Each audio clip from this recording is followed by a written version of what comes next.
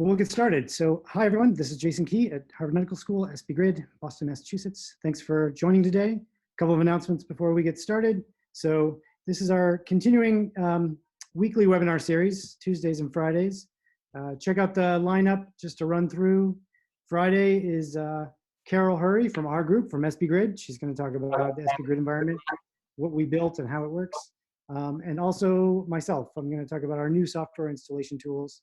So we'll do some Q&A. Be sure to join in if you have questions or you want to hear about what we're using, what we're building, and I'm excited to show those off. And then later next week, we got Deborah Marks, also from HMS, talking about EV couplings. Then Ellen Zong from MIT, a new tool called CryoDragon that's in SBGrid, Cryo-EM data processing tool. And then more talks. We've got Colin Palmer from CCPEM. We've got Karen Reinisch from the Yale School of Medicine. A good mix of science and software in there. We've got Dari from Relion. So take a look. The full lineup is on our website, sbgrid.org. I also want to note that the SBGrid software installer is available for all of us who are working from home. If you want to get your software installed on your Mac or your Linux machine, just if you don't have an account, go to sbgrid.org. We'll set you up, and happy to get you set up with software so you can work remotely. With that, I'd like to introduce Kai Diederichs. Kai is the author of XDS, and will be talking to us today about XDS for crystallographic data processing with XDS GUI. So Kai, if you could share your screen.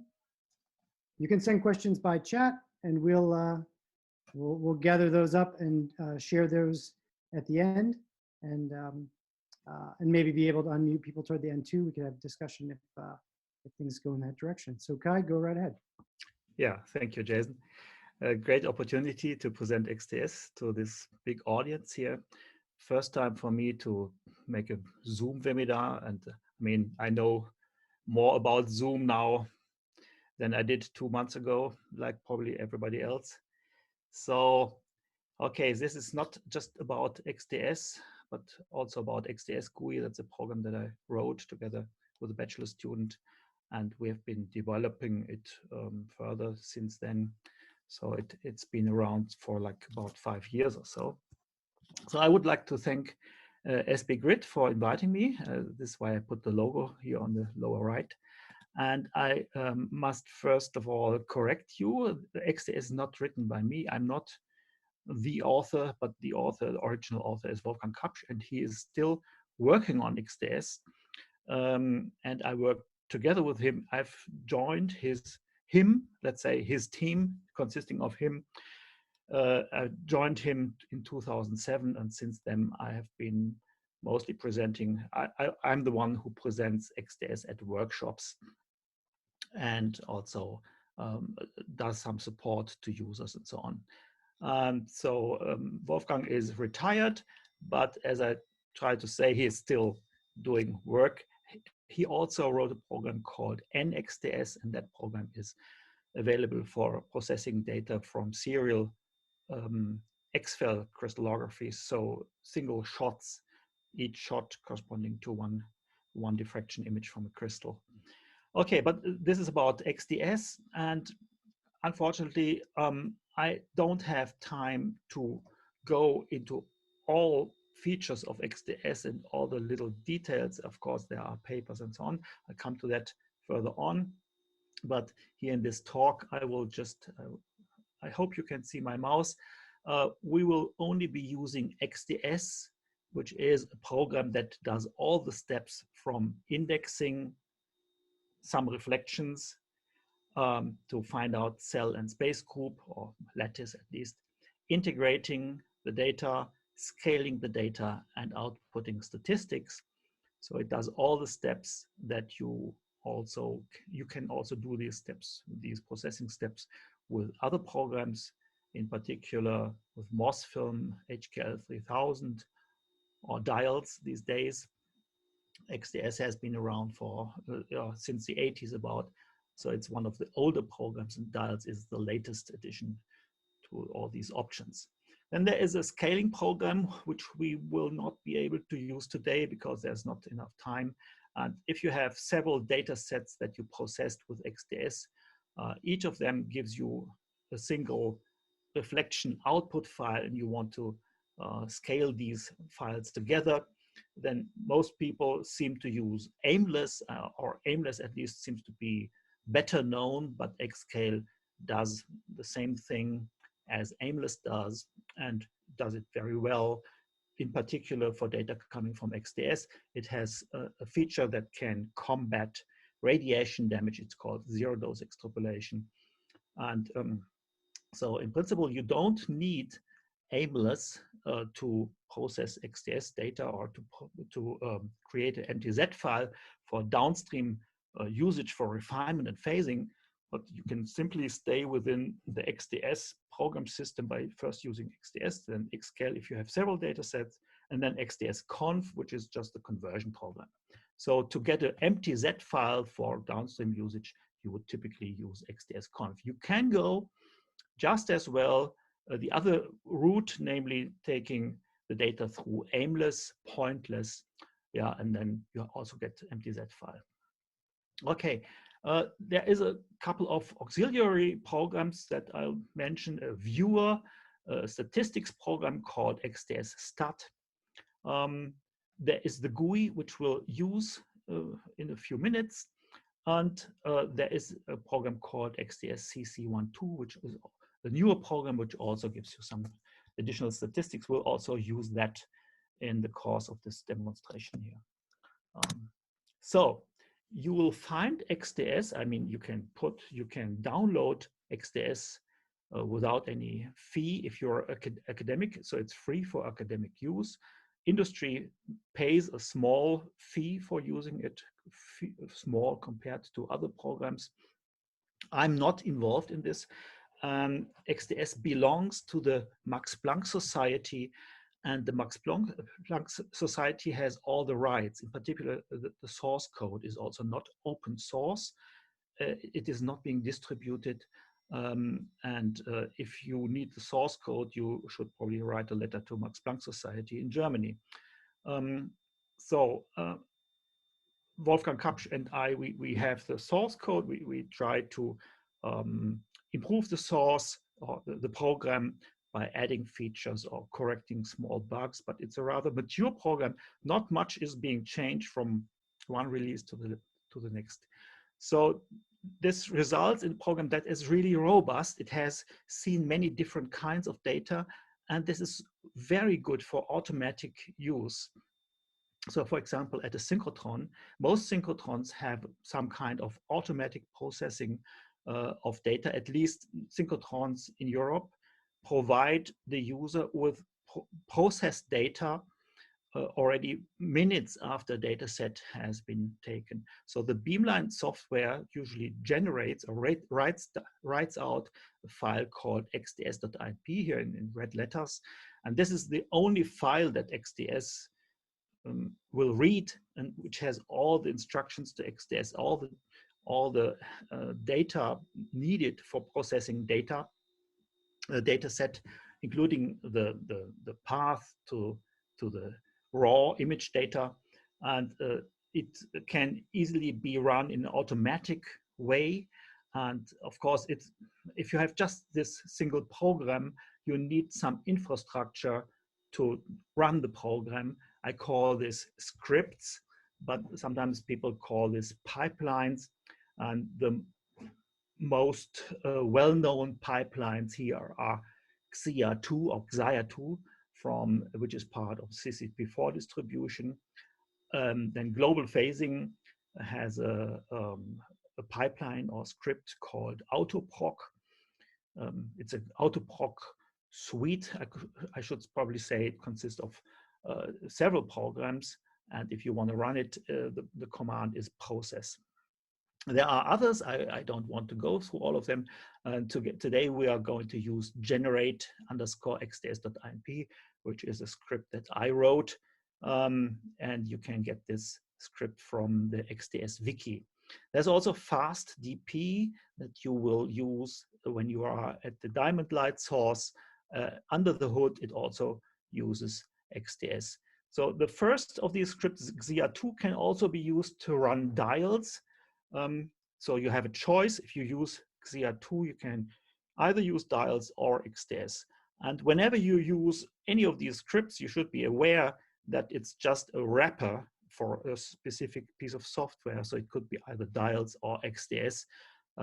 Could be dials if you use XIA2, and it's XDS for all the ones that I mentioned here. Okay, so having this script run results in an NTZ file. Typically, you could use either XDSConf, as I mentioned, or pointless to get NTZ file. And then you are ready to go to molecular placement or phasing or refinement. ShellXC is a different suite, or the ShellX programs are. This is a different suite of programs, and they also read XDS output files. Now, the problem with automatic processing is it works very well for standard data sets. So if data sets have no peculiar features, then automatic processing is what you want to use, because that is where it excels, really. Now, the question is, for the project, for the data that are of interest to you as a user, are these standard projects, or are these perhaps difficult projects, low resolution projects, or crystals that have that are difficult to characterize? So any automatic processing pipeline tries to be smart, of course, but we are very far from implementing knowledge, the knowledge that a good crystallographer has. So it depends very much on the project what the fraction of automatically processable data sets really is. So for many people, for many users, it may be on the order of 90% or even higher. But for others, for those working on the ribosomes or low resolution or so, I think the percentage is probably much, much less. And one good saying that I found is, automation is a good servant, but a poor master. So if you surrender to automation, you are not going to be able to process maybe the most important data sets. And this is where manual processing comes in. So I think it is important to be able to look at data and to draw conclusions from what you see in a graphical user interface. The XDS GUI means it's a graphical user interface for XDS.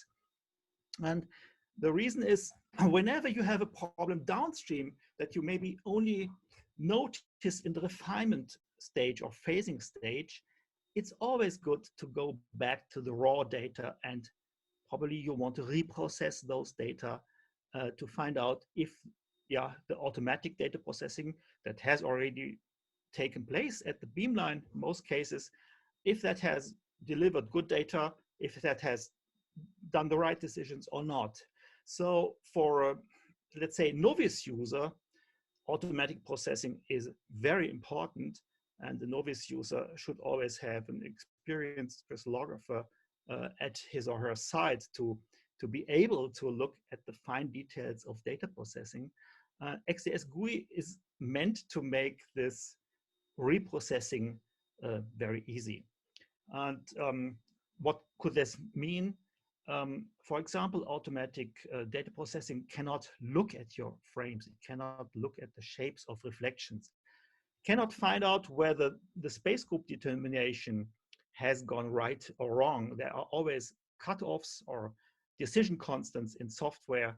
And if sometimes these decision constants are not adequate for the specific data you have, and then the wrong decisions are made. And you can correct these decisions if you have suitable programs for this. And the GUI is really useful in that sense. You can look, for example, you can also find out whether there are particular ranges of frames that are not so good that you want to exclude from data processing. You can think about the resolution cutoffs and so on. Plots are very helpful because XDS itself only prepares tables, and this is too tedious to look at in the long run. If XDS GUI is completely separate from XDS, so if the GUI crashes, XDS is not affected, and vice versa. XDS never crashes actually, or almost never crashes, but the GUI has its rough edges sometimes. So whenever something goes wrong in the GUI, it does not freezes or so, you can just kill it and restart it. It will pick up the files that are on the disk and show you the exact stage that it was in before. What I'm a little bit proud about is that you have a chance to influence the action of the GUI, and we'll be able to see this when we look at it. Okay, so for further information, you can always go to the XDS main website, which is given here. The documentation is rather short, but it's complete and accurate. Download the program from there if you're an academic user. The wiki, on the other side, has specific data sets where I document how they can be processed, what comes out of this. Yeah, you can download the software that I mentioned, the GUI, for example, and it has, for example, links to a tutorial that I discovered just the other day by Matthew Whitley. This tutorial was given at Cold Spring Harbor 2 years ago, and I really like the way he presents this. It's very similar to the way I also present XDS GUI. And then there's also the bulletin board, the CCP4 bulletin board. So if you have questions about XDS and its usage, so most crystallographers, those who do data processing, know XDS, and many are willing to help. So very many people actually use XDS, and a large fraction of the PDB files that are added each year is processed with XDS, or is due to XDS processing. So I like to have some adrenaline in my blood. This is why I choose to make an online presentation of XDS GUI and XDS.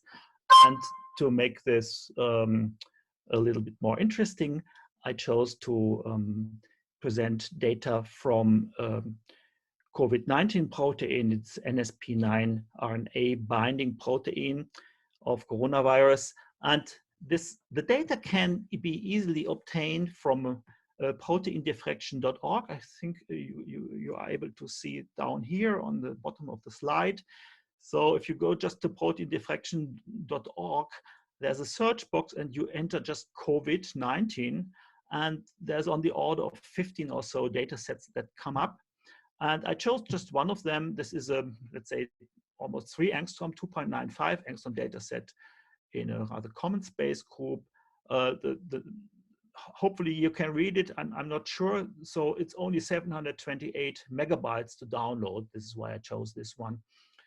It has a digital object identifier, so which I cite here, and this I should do this if I use these data publicly. So we'll try to process this data set. It's a single data set consisting of only 120 frames.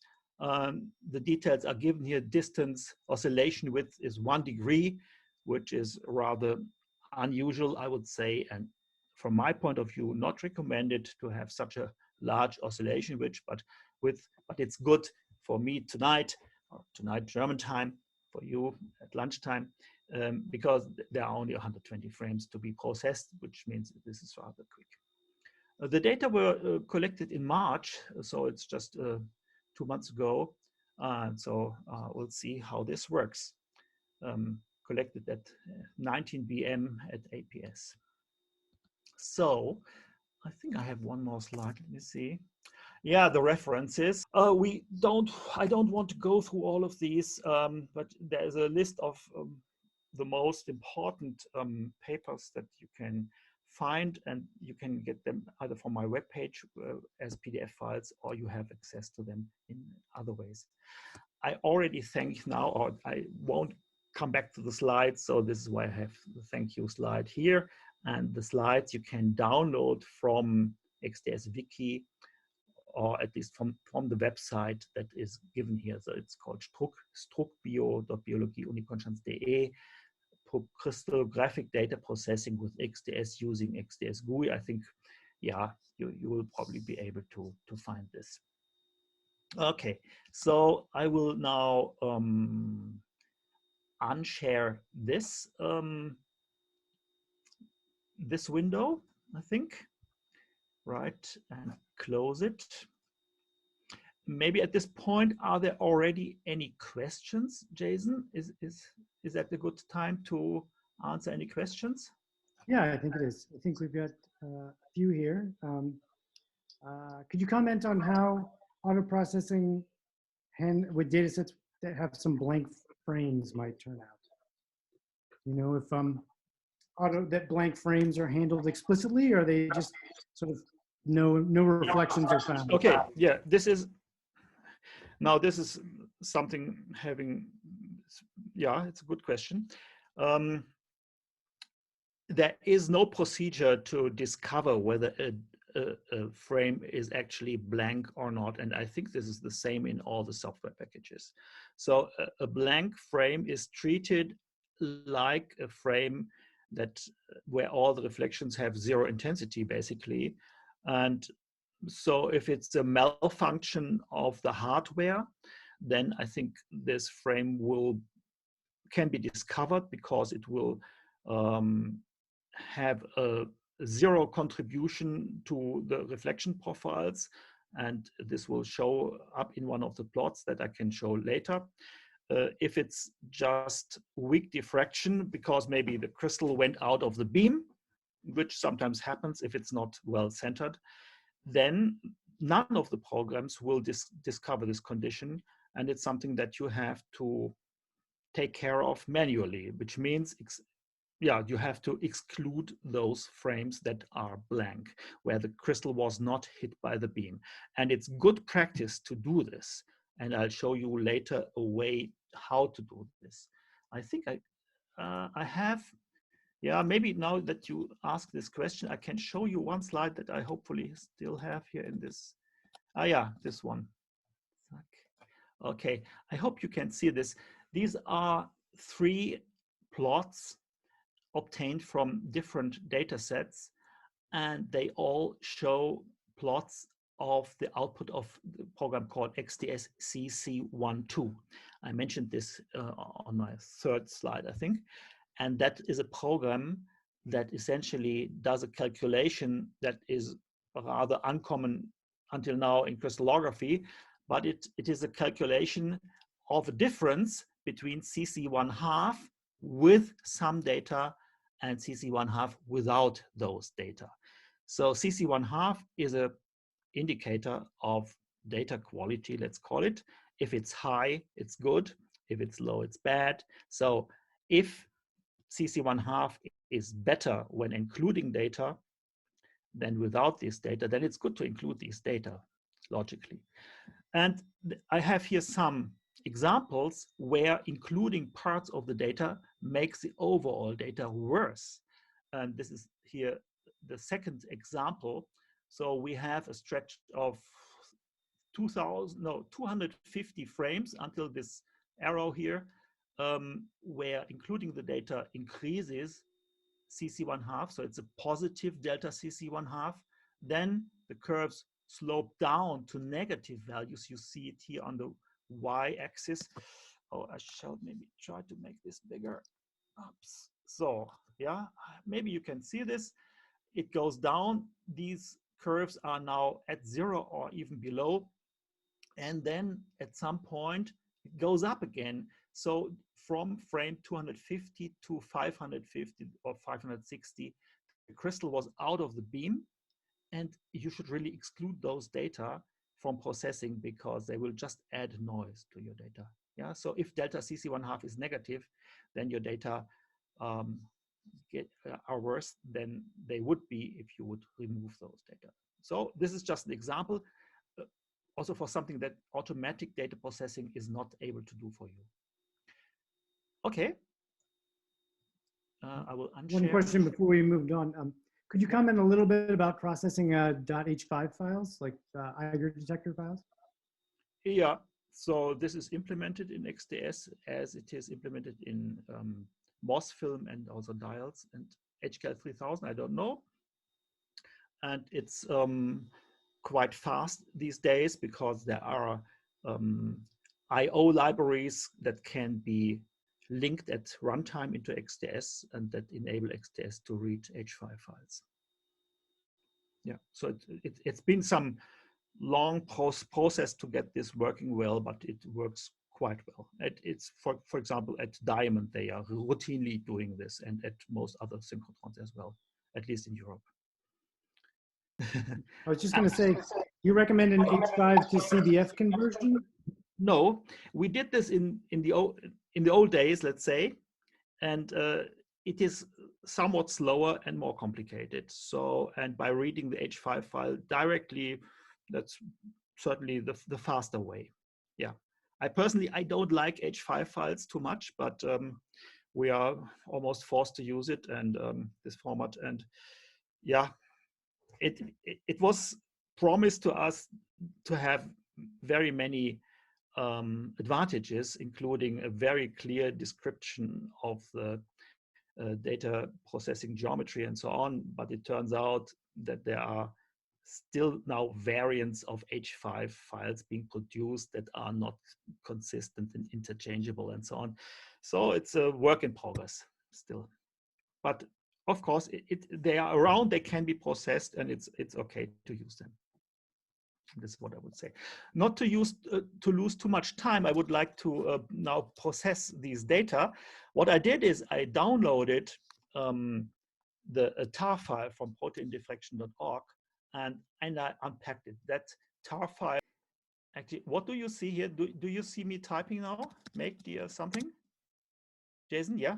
Yes. Yep, terminal, looks good. Okay, I looked at the data once and then I deleted them. So you see me now redoing something that I did in the morning. Okay, so I create an empty directory and then I CD to that directory. And this is now the directory where all the files from XDS will go. And now I'll start the GUI, XDS GUI, and I'll start it with nice because I want to be it lower priority than Zoom, because otherwise I'm not sure, but probably it would be a bad video or audio. Okay, so now I have to stop this and now share my XDS GUI. Share. So, okay, you see the GUI now, and let me load one of the frames. Here they are, unpacked data. Okay, I hope you can see this now. And I can zoom in slightly, change the contrast. Okay, and then click the button on the upper left, generate xds.inp. And what happens is I get a blue circle on the outline, you hardly see it, and a green circle here with a green crosshair or so. The crosshair is supposed to be where the beam hits the detector. In this case, it is not. So that means reading the header of these frames failed. This is what I found out in the morning. So of course, this is a situation that automatic feature processing pipelines cannot really handle well.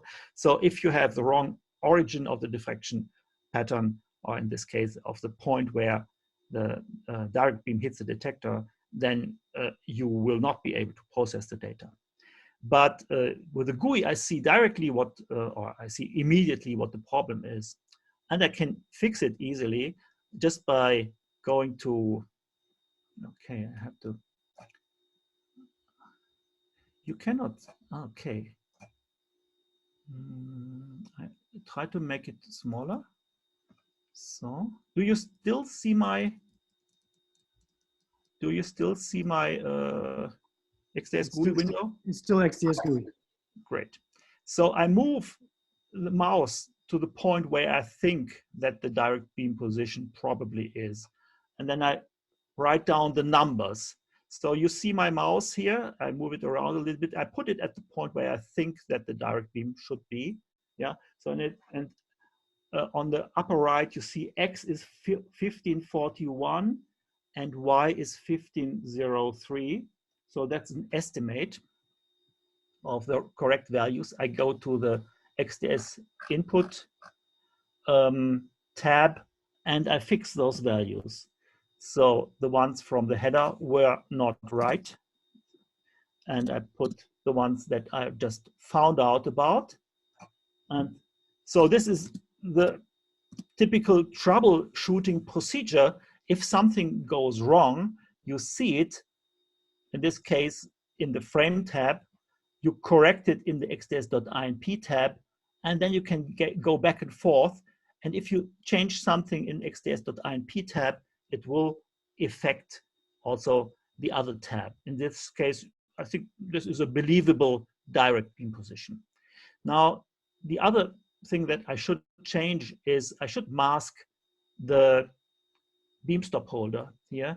And I have tools for this purpose. What I choose here in this case is the untrusted quadrilateral, as it's called, a four-sided thing that I just make with 4 clicks. I can define a region for XDS that it should not try to process reflections in. And this is good practice to do. So if you have a clear beam stop shadow, like in this case, it's easy to do, and it's also advised to do, because the automatic procedures, once again, don't always get shadows right. Okay, other than that, this looks good, and we are ready for processing now. So I go back to XDS.INP, save it to the disk, and then run XDS. So when I run XDS, click the button here, the tabs go from gray to black, and I see the output of XDS in each of the tabs. For example, the cold spot tab, now it appears, yeah, and I see the output here on the left-hand side and as a plot in the right-hand side. Now, whenever you see a plot, you have a number of options. For example, you can change the scale, yeah. If you click on the y-axis and scroll with the middle mouse button, you can change the scale, you can move it up or down. Same for the x-axis and so on. So you get the idea. You can also save it as a PDF file or as a PNG file. So to glue it into your notebook or whatever you want to do. Put it on the web page. Okay, so this has run. Like for the other programs, there is a certain logical order of data processing. So first specifying what you want to do. In this case, the jobs are XY core init cold spot IDX ref dev pix integrate correct. These are just abbreviations for the individual procedures that run. And most importantly, this has to do with geometrical corrections, which are not needed in this case. Initialization of background table, collecting spots for indexing. Indexing is this one here that should give us a cell and potential lattices. Dev pix is a masking step where what I defined as this rectangle, this quadrilateral, will be taken into account for the integration. The integration is this step, and then comes the scaling step. So meanwhile, now while I was explaining this, all these steps have run, and all the tabs are turned from gray to black. In principle, now we could talk about all the lines in XDS.INP, but certainly there's not enough time today. But you have already seen the origin of the diffraction pattern. Let's say this would be typically the 0, 0, 0 reflection is probably at this point, which I estimated. And now we'll see if this estimate was good. So now let's see what XDS has made out of this. We have already been looking at the spot collection step. Now comes the indexing step. And the indexing step writes out a file called idxref.lp. I can scroll through this file and also make it wider, make the window a little bit wider. And okay, so let's start from the top. It is common to all the steps of XDS to echo the lines from XDS.INP that influence this step at the beginning of the LP file. And then it says, okay, auto-indexing is now based on 14,531 out of 14,536 spots within spot range from 1 to 60. Remember, we have 120 frames.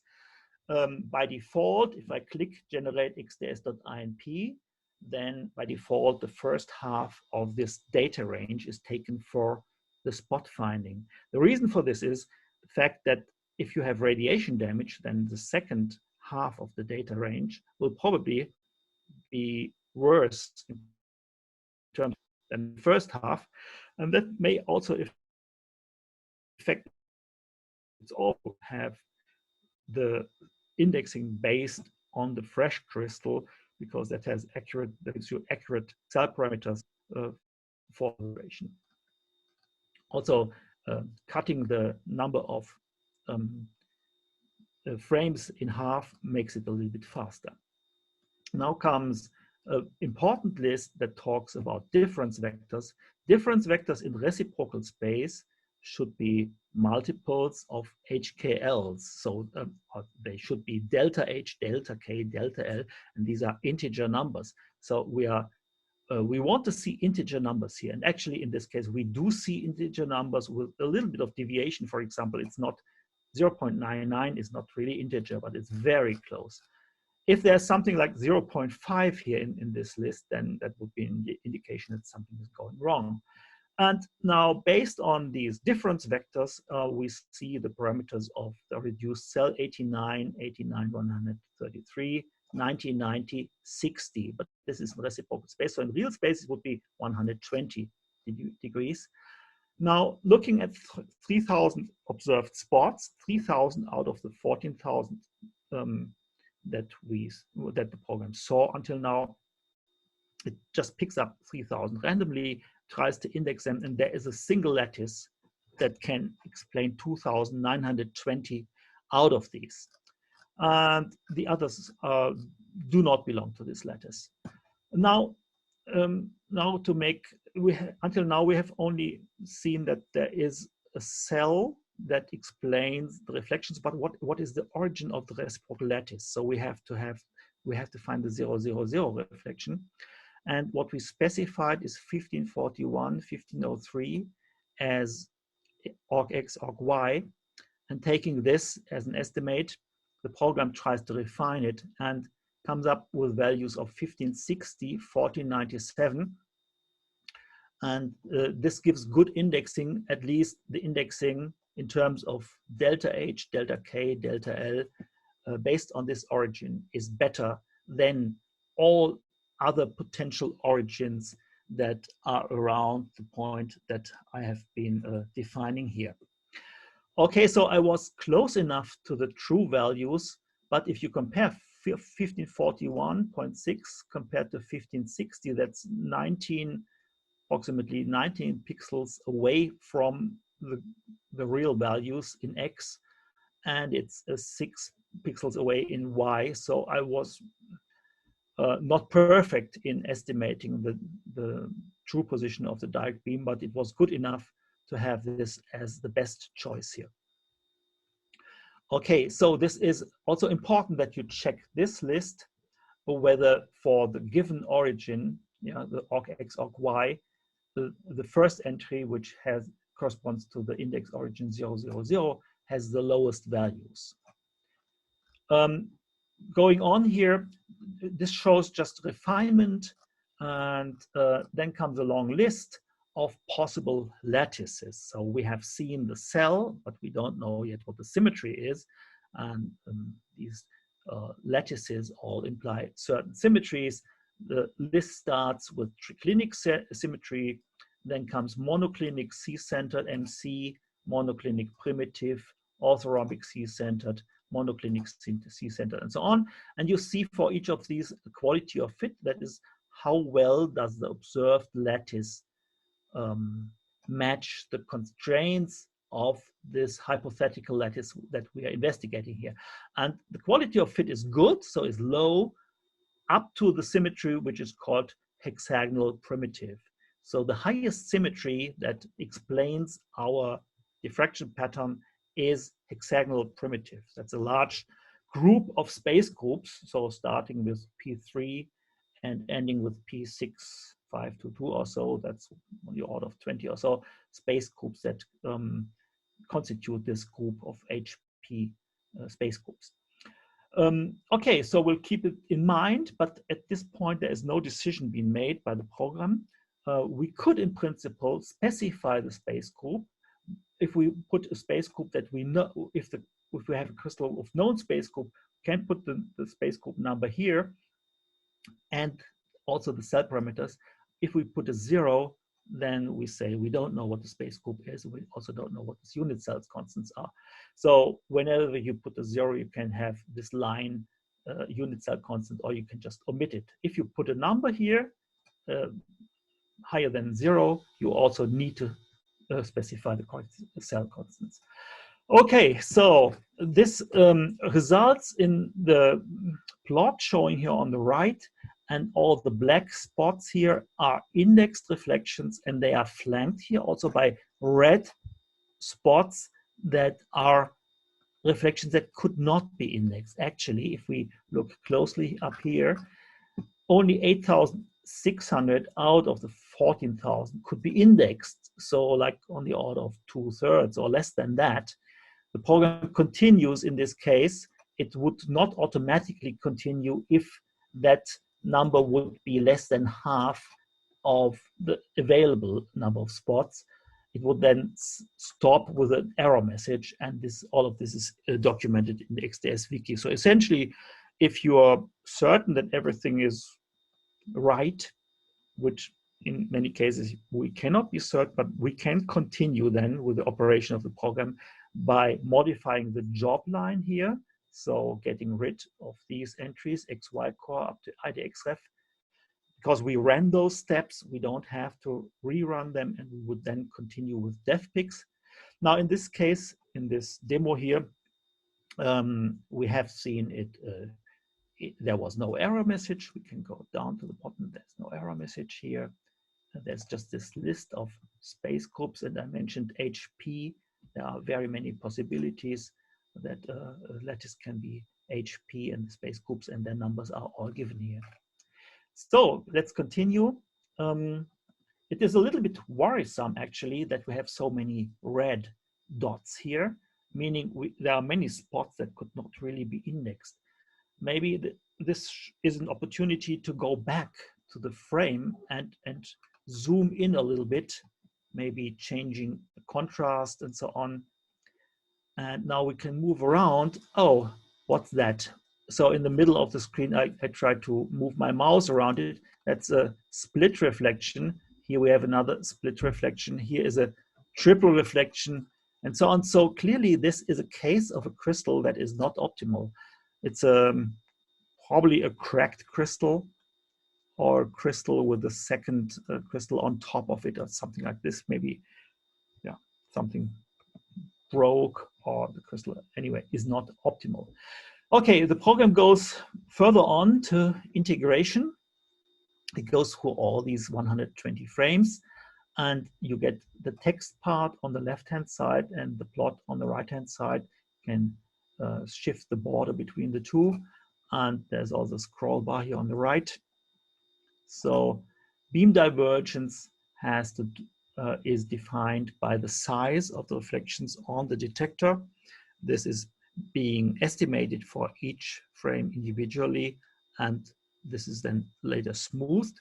Mosaicity, similarly, this is the size of a reflection in the rotation direction measured in degrees. So in this case, the size of a reflection is on the order of 0.24 degrees mosaicity. Now these were 1 degree frames. So by lowering the oscillation width, one would probably have more or higher resolution data from this crystal, because the mosaicity is in this case much lower than the oscillation width. Okay, this is now the scale. This is a scale factor from one frame to the next, and it's being updated for all the frames. If there were hardware malfunction, for example, for frame 60, then the contribution of frame 60 would have to be upscaled, and then there would be a large jump in this scale factor for this specific frame, or this and all the others. So the rule here is whenever you see a line that makes a jump, then something is, you have to think about what's going wrong here. So this is just noisy. This is also just noisy. This is very smooth because it's very well determined quantity. The number of reflections is not so important. The cell axes are not being refined by default, which is a good default, typically even at high resolution. What is always being refined or should be refined is the crystal to detector distance. And we start at the value that is taken from the header. The header had the correct value of about 390 millimeter, and it is being refined, and it comes out a little bit higher than that in the beginning, but it's significantly lower in the end.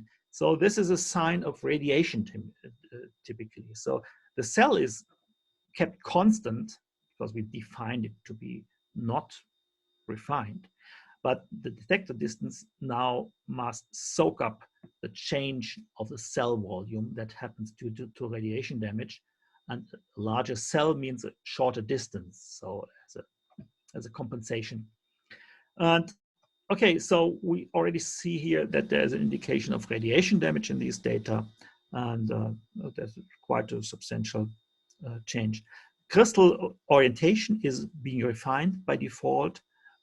You can also change these defaults, but for that you have to go back to XDS.INP and find the line that talks about these defaults. In this case, this default is refine integrate, and by default it will just refine the position, the beam, and the orientation. Yeah, so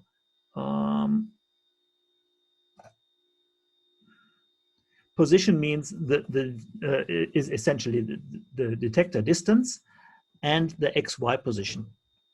So this is a three-dimensional quantity, the beam direction and the orientation of the crystal. These are the refined quantities, and we see the changes here in the plots. And essentially, they are quite smooth in all cases, even the rotation, although it's these little jumps mean just every 5 degrees, the refinement is being repeated. And there's a small change from each wedge of 5 degrees to the next. Now coming to the correct. Correct means this is a scaling step and a space group determination step. So on the left hand, once again, we see the text output from XDS, and on the right hand, we see the plots that XDS GUI produces, I over sigma, chi squared, and so on.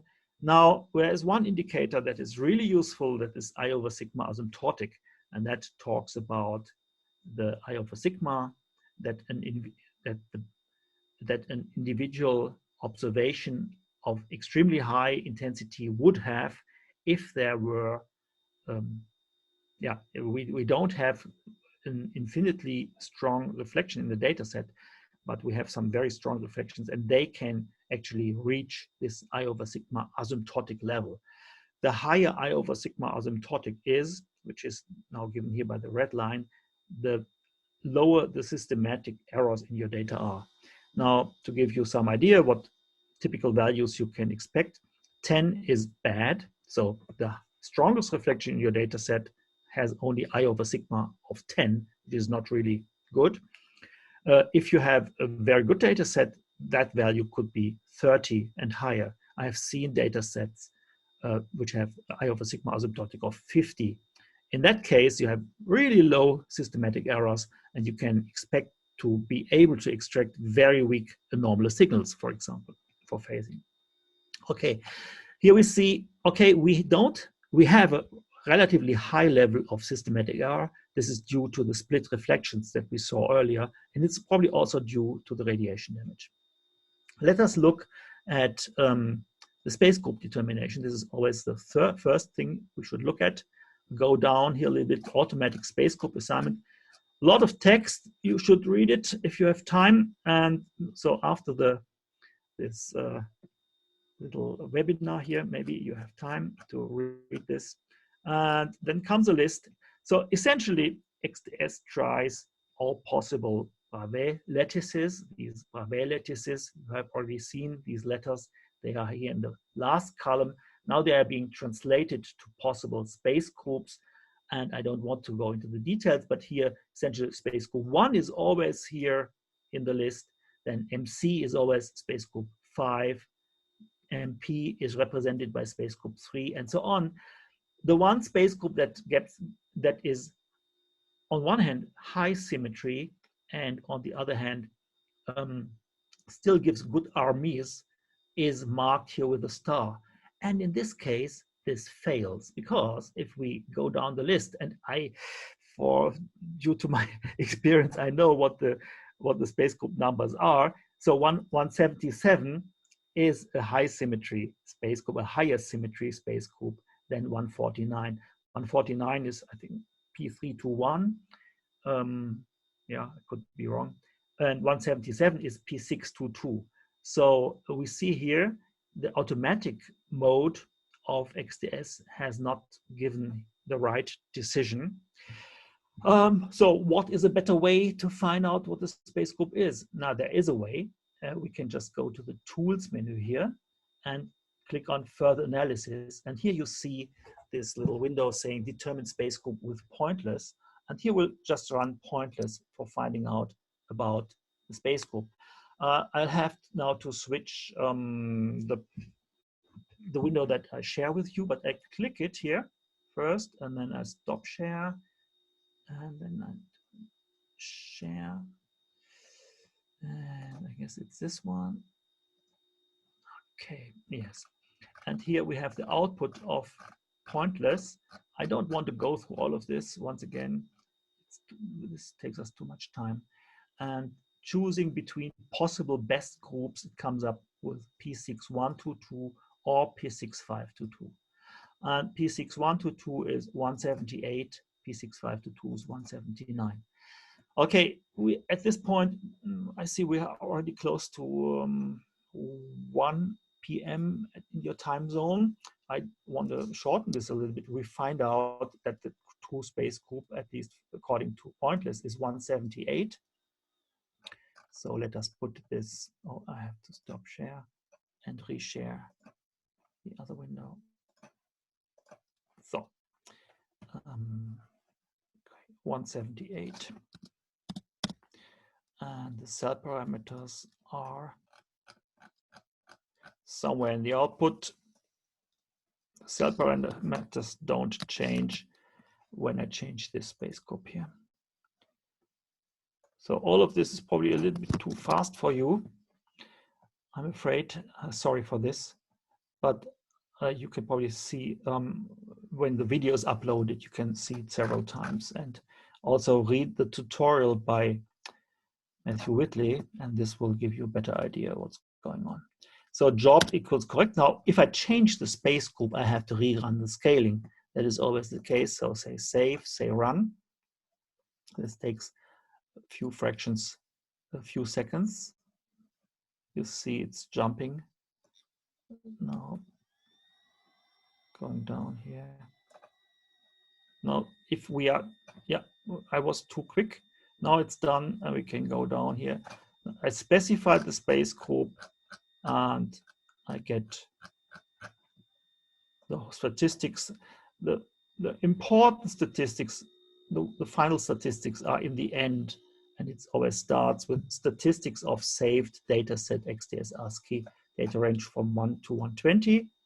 And this is the table that we are really interested in.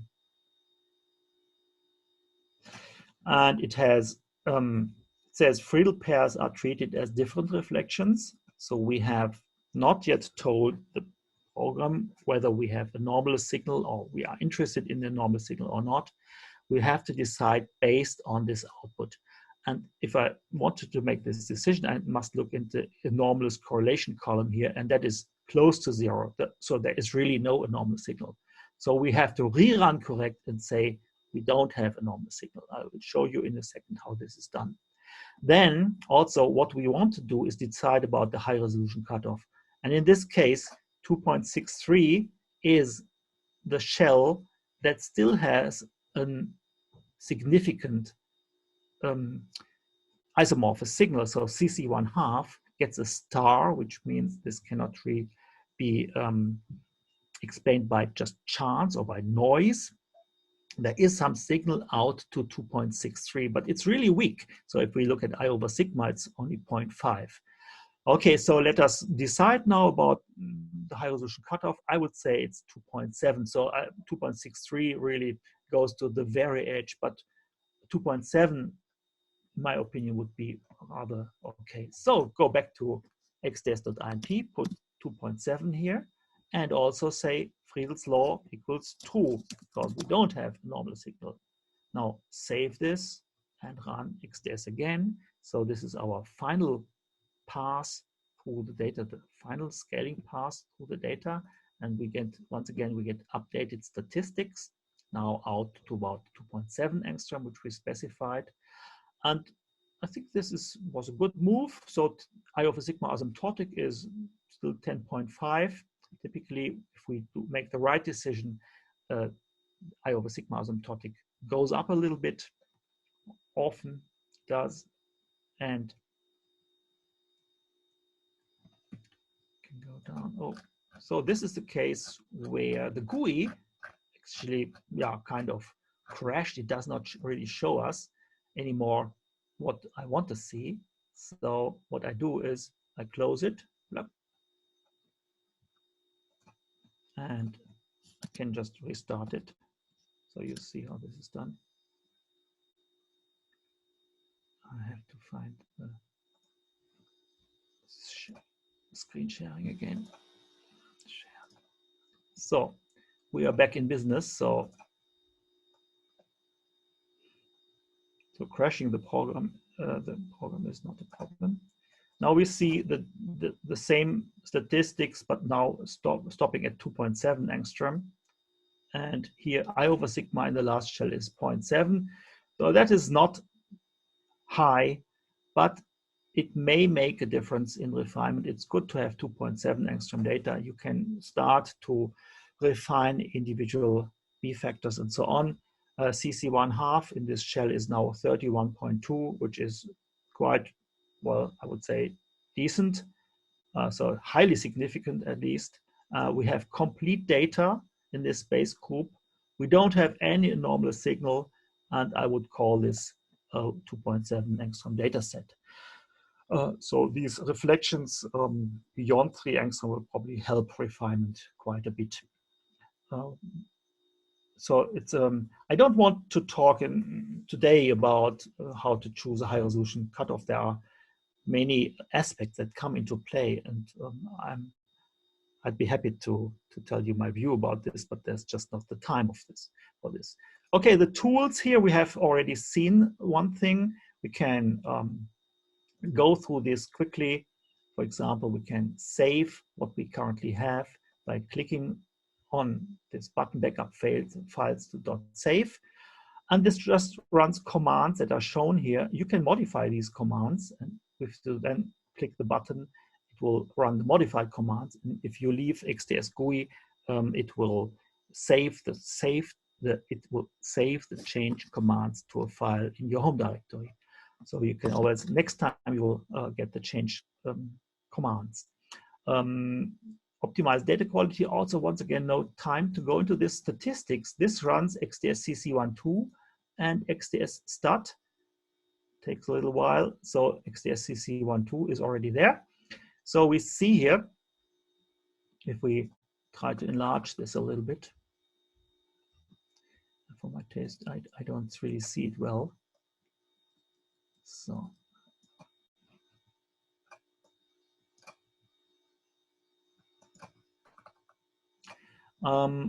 So if you look at the high resolution data, that's the red curve here, it goes up and then it constantly goes down until frame 120. It's a little bit noisy, but you see there is a certain trend. That trend says in the beginning, the delta CC1/2 is quite well positive between 3.5 and 7. In the end, it is below 3.5. So that is, once again, the radiation damage that you see here. Also, I over sigma goes down from 6 to about 4 or so with frame number. Yeah, so I think there's quite some radiation damage in this data. We should probably reprocess the data now with the correct space group with all geometric parameters optimized, and we would get probably slightly better data. So final step, if we are done here, we could just convert to an MTZ file and just change to the XDS conf tab, and that will take the existing file that is now on the disk from the correct step and create an MTZ file from it. It will pick up the space group and will convert it to MTZ for downstream usage. There's also tabs for the scaling, which is very easy. You just have to enumerate all the XDS ASCII files that you want to look at. Shell X can be run directly to phase based on the normal signal. And there's also a tab for Arcimboldo that was implemented by in Isabelle Usson's group. So quite nice to be able to directly phase your protein. I think it's time now for finishing.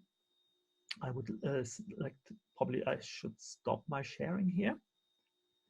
Okay, so I think I have gone through the important steps of XDS data processing. You've seen some of the problems that can occur and how to go back and forth between problem identification and then rerunning XDS to take care of that problem. And this is something that cannot be implemented currently by artificial intelligence.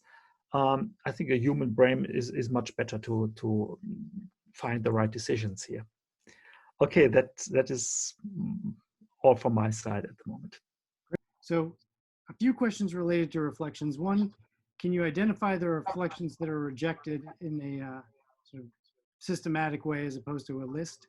Are there parameters that you can use to modulate what gets reflected based on, you know, overlap or spot shape? And if you're beyond the point where more than half of your reflections are rejected, what should you do so that you can, you know, get back into a be able to carry through your integration? Okay, so about rejections first. First of all, in XDS ASCII.HKL, all the rejected reflections are listed, and they are marked. You can find out which are the ones that are rejected, and they by looking at the sigma column. That's the 5th column. So HKL is the first 3, then comes intensity, and then comes the sigma. Sigma for good reflections is always positive, and if there is a minus in front of the sigma, then it's a marker that this is a bad reflection. It's a bad reflection in scaling, identified in scaling. Now, the question is, how do you visualize where these bad reflections are? And this, I can maybe go back a minute to the share screen thing here and show you my XDS GUI. And this is in the statistics tab. If you run XDS.dat, you not only get the output shown here, these plots here, you also on the upper right, you get this view button. And here, if you move your mouse down, you see a number of files that have been produced. And the one that you want to look at is the misfits.pck. If you click this, if I do it, there's another window coming up from a different program now. And I need now to reshare my screen. I don't think this makes a lot of sense. Now, if you do this at home, you will see that now the misfits, these bad reflections, are mapped on the detector surface, and you see where they occur. So if they occur near the beam stop, for example, that would be an indication that your beam stop is not properly masked. If they occur, let's say, near, on the edge of the detector, you probably want to check whether you need to mask the detector in that area, because there's maybe a shadow from the cryo equipment protruding into the path of the X-rays. Things like this. So at least you get a visual impression of where the misfits are, where the bad reflections are. That is something that you can easily do. But of course, I mean, to analyze properly where the reflections are, you can analyze in many ways, but the most useful way, in my opinion, is mapping them on the detector surface and also on the frame range. And you see this here, the misfits. I still share this, yes. The misfits, that's the red curve down here. If I can move this up a little bit. So you see the misfits in this case were almost exclusively on the first 15 frames. Then the number went down, stays low, and then rises back near the end of the data set. So at the beginning and the end of the data set, some misfits were identified during scaling. So you now have XY position and frame number that tell you where you have those many, these or most of the reflections that were identified as misfits. That is useful information. So now please remind me of, the other question was about IDXref. What shall you do when the fraction of indexed reflection is less than 50%? Okay, the first thing is you should always look at your frames. So that's important. And we have done this and we've seen split reflections. If you split reflections cannot be indexed individually. So if you have a split pair, only one of them can be indexed, or they can be indexed as a single spot, so to say. And probably this will give rise to many reflections that cannot be indexed because there's not a single orientation matrix that explains all these reflections. And now, if you now know the reason for the fact that there are many unindexed reflections, then you know why it cannot be 100% of indexed reflections, of course. Yeah, it can easily be 50% or even less. Often you have ice rings. Ice rings are nasty for data quality and also for indexing, but you see this very clearly in the plot that I show here on the right. This crystal has no ice rings whatsoever. If it has an ice ring, it would have a very nice red ring around the origin. And of course, if you see this, then you can choose to just ignore the fact that it's less than 50% because you know what the reason is. And if there is a reason that something cannot be indexed because it's crap, then you're absolutely, you agree with this decision and you say, okay, then if XDS indexes all the others, then just go from there. What you can also do is exclude those resolution ranges where you have ice rings from indexing, and that can be done in XDS.INP. There's a large list of gray lines, which I now highlight, and they say exclude resolution range is 3.93 to 3.87 and so on.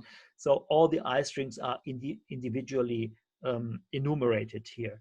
And the easy thing is, if you go up to include resolution range, if you change that to, let's say, 50 to 4, you are sure to exclude the ice rings because they are beyond 4 angstrom. So the first is at 3.9 something, as we've just seen. So you can just do the indexing based on 4 angstrom data, but then remember to stop after the indexing step and remove the 4 that you just put here and put back 1 or 0. 0 means go to the edge of the detector.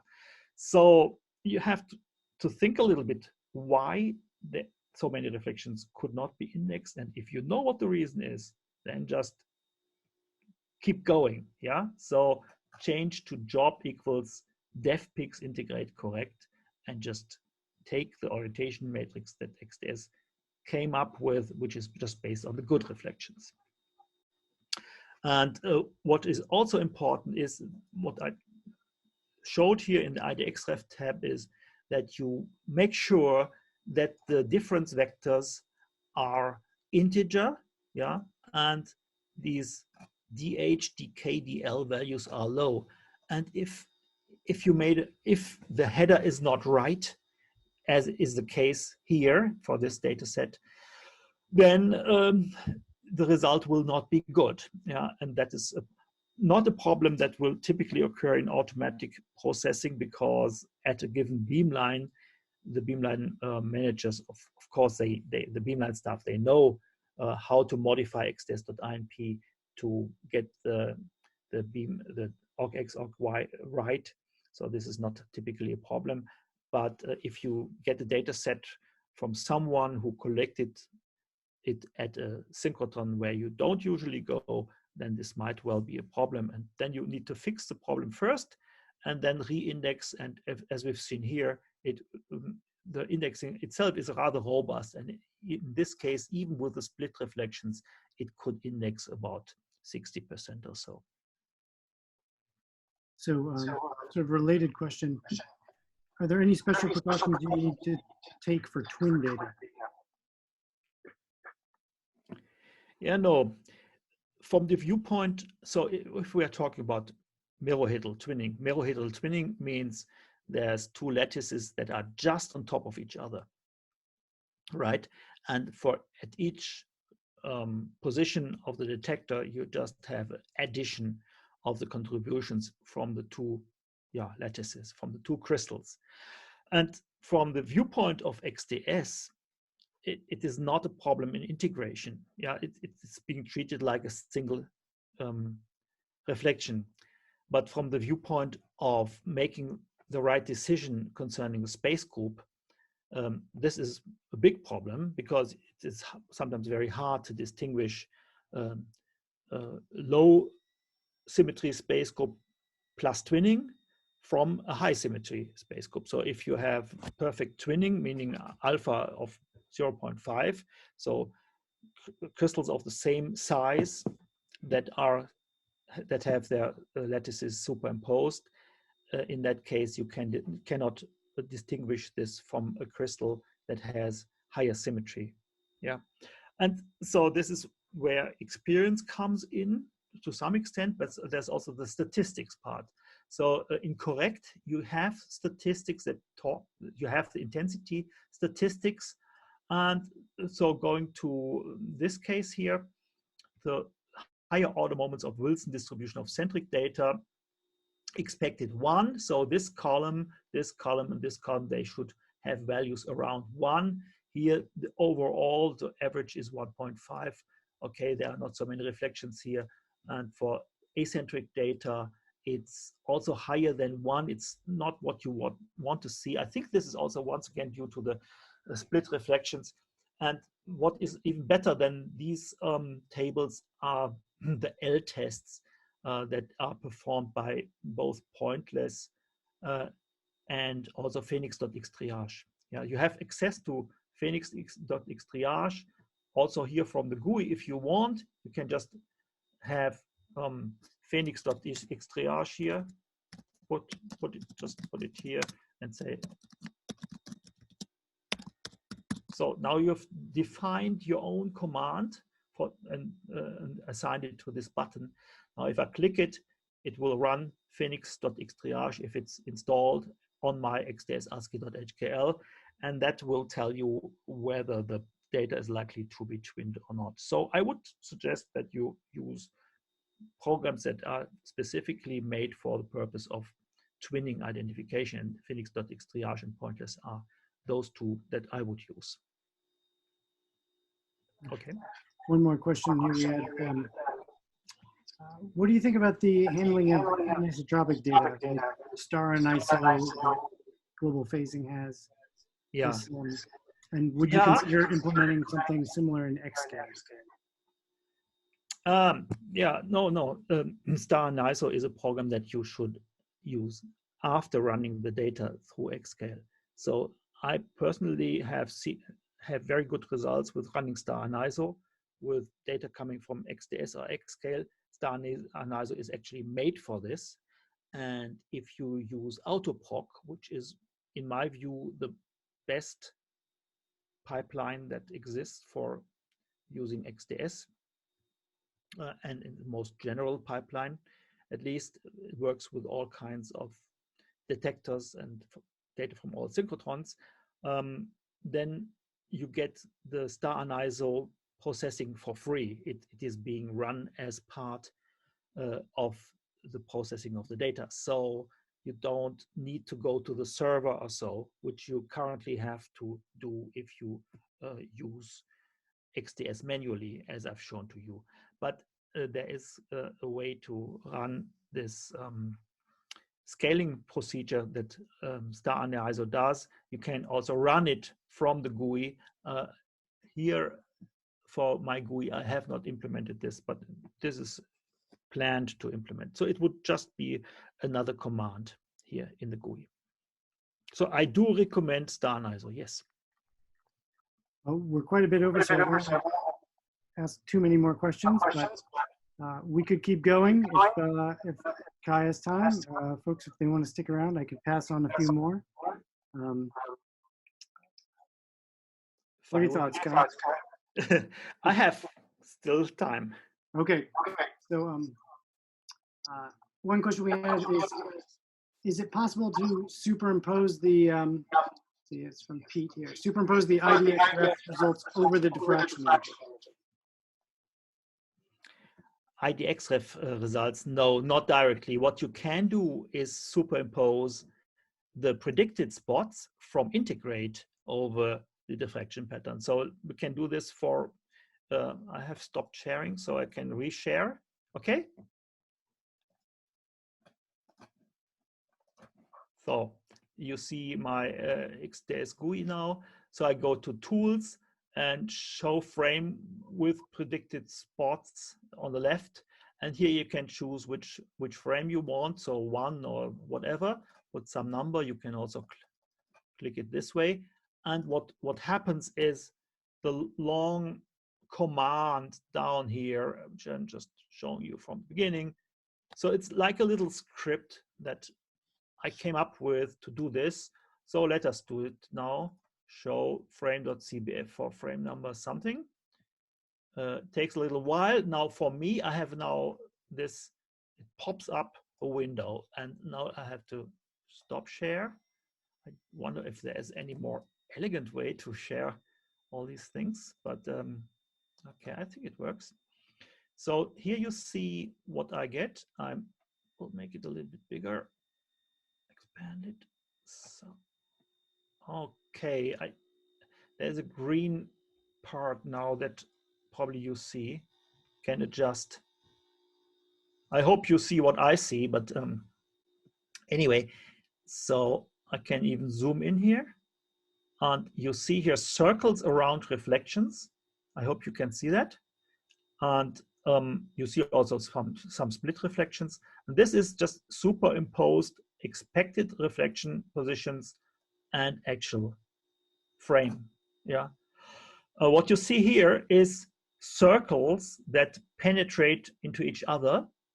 That means this is due to the large oscillation width that was chosen here as 1 degree, and together with the cell parameter in one direction, it was, I think, 135 or so. Seemingly, it can happen at this mosaicity that a layer from 2 layers are on the same, so 2 layers in reciprocal space end up being on the same frame here. So that is the explanation why you have here these circles that interpenetrate. So down here on the lower left as well. But other than that, you see also that some reflections do not have circles. And this is clearly because some reflections go over several frames. and they will only be marked on one of the frames. If there is a general agreement between reflection positions that are on the frame and circles, then we are okay. So this is the way how you can visualize the way that XDS has to process these data. And you see it's not perfect. Yeah, it's far from perfect, and this is mostly due to this other crystal that is probably also in the beam here. Okay. One question here. Any guidance on processing electron diffraction data, micro-ED data? It works in principle in exactly the same way. I think electron diffraction is in its infancy. In particular, what I've seen is sometimes a problem with a moving direct beam position. So during rotation of the stage, it seems that the direct beam or the electron beam is no longer where, so it seems to move during the rotation, and the way that I think is currently the best is to not have XDS correct for this, but rather correct for this when storing the frame. So as a user, or as an expert user of this device, you probably have good information of how to correct for that movement, and you should probably rewrite the frame and shift the frame such that this is being compensated, because otherwise you need to be in the convergence radius of the XDS refinement, and that would mean in this case you want to probably repeat the position refinement for every single frame. So that means if you have a delta oscillation width of 1 degree, then you want also to define del phi, so the keyword del phi, which tells XDS how often or how big the wedge of frames is that it should use for refinement. Then you want to define that wedge to be just 1 frame.